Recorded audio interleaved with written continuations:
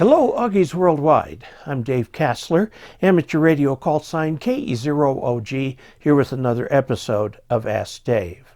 Today we have a question from Andrew Kupser, and he does not give a call sign.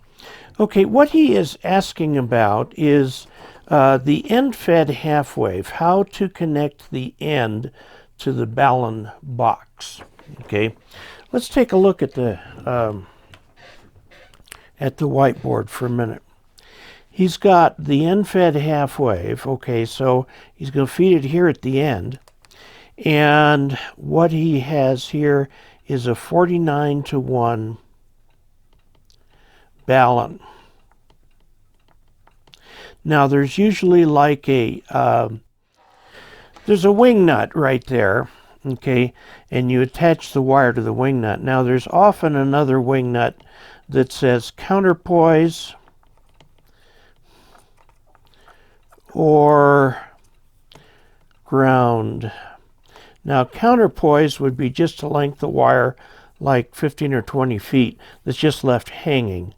Ground means you actually connect the thing down to a ground rod, okay. Now what most people do with this is they simply connect coax.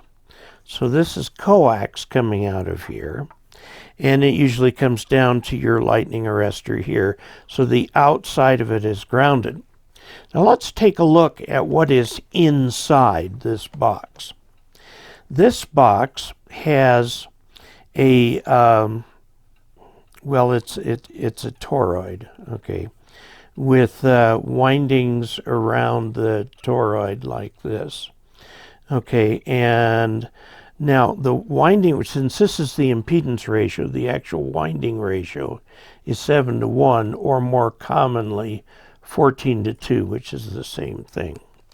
So what you will have is a wire coming in.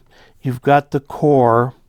You're going to have two windings here, okay, and then you're going to have 1, 2, 3, 4, 5, 6, 7 windings here, and this goes out, and this is the one that connects to the line right here. Now this is the important part. This and this are connected, okay. So if this goes to the long wire, or the end-fed dipole, end-fed half-wave dipole, okay, this is the one that's either a counterpoise or ground, or many people leave it open because then the shield, this is the inner conductor, and this is the shield.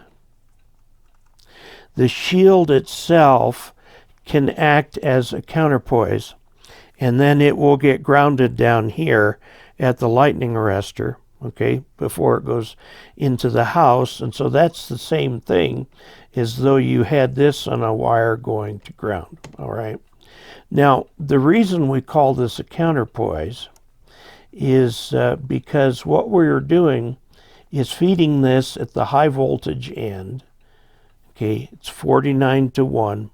So if this is 50 ohms, this is 2450 ohms, okay? And it needs something to work against, because you're not feeding it in the middle where the two halves work against each other, hence the shield or the counterpoise. So like I said, most people set this up just with the coax shield acting as the counterpoise, or and you want it grounded outside at the lightning arrestor. You don't want that to come into the house. Or you can put a counterpoise on here, which would be about 10 to 20 feet of wire, okay? Or you can attach that wire to a local ground at that point. So there's the trick right there for hooking up an end-fed half-wave antenna. You need the 49-to-1 balun. This thing will be using the rule 468 over frequency equals 1/2 lambda, which is the length here. Now, the nice thing about end-fed half waves is that they're multiband antennas. So let's suppose this is 130 something feet. Okay. It'll work on part of 80, all of 40, 30, 20, 17, 15, and 10. Now, part of 80 because the thing is just simply, you can't put a dipole and cover all of 80. Now, they do make the end-fed, this is my antennas.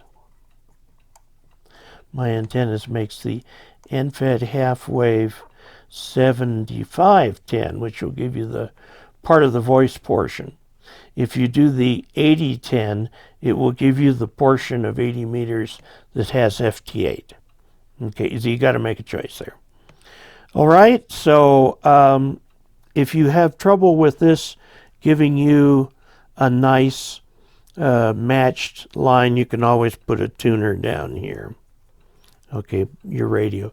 And most radios like this radio right here have tuners built in and can handle the difference there.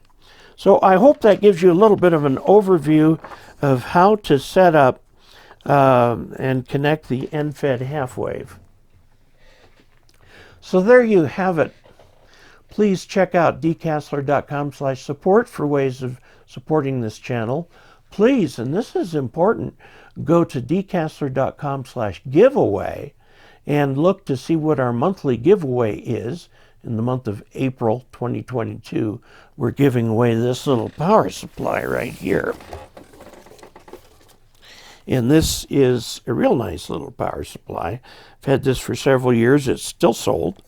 And it's a very nice 30, let's see what it says, 30 dV. It's 25 amp power supply. It will work fine. It'll surge to 30. And that's our giveaway for April. So until we next meet, 73.